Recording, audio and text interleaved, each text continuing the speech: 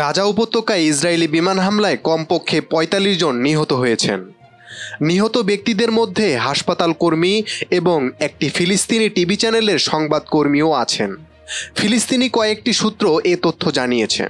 বেইতি Lahia এলাকায় অবস্থিত Kamal Adwan হাসপাতালের প্রধান হোসাম আবু সাফিয়া বলেন, ইসরায়েলি হামলায় ৫ হাসপাতাল কর্মী নিহত হয়েছেন।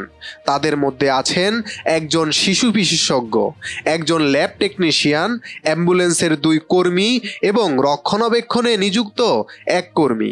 ইসরায়েলি সেনাবাহিনীর কাছে এ ব্যাপারে তাৎক্ষণিক মন্তব্য চাওয়া হয়েছিল, তবে সাড়া পাওয়া যায়নি।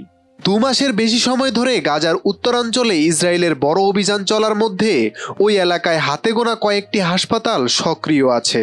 তারই মধ্যে একটি কামাল আদওয়ান হাসপাতাল। এ বছরের ৬ অক্টোবর থেকে গাজার উত্তরাঞ্চলে বড় ধরনের অভিযান চালাচ্ছে ইসরায়েল। তাদের দাবি, ফিলিস্তিনের স্বাধীনতাকামী সশস্ত্র সংগঠন হামাসের সদস্যরা যেন নতুন করে সংগঠিত না হতে পারে তা নিশ্চিত করতে হামলা চালাচ্ছে তারা।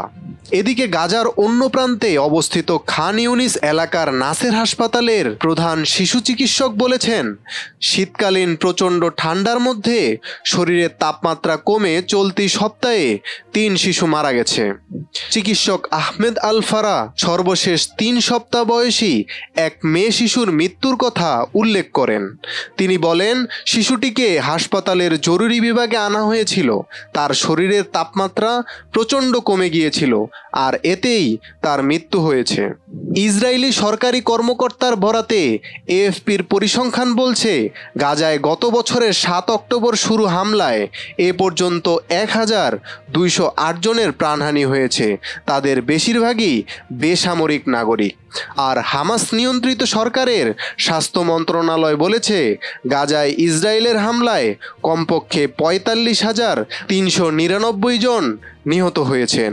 তাদের বেশিরভাগই বেসামরিক নাগরিক।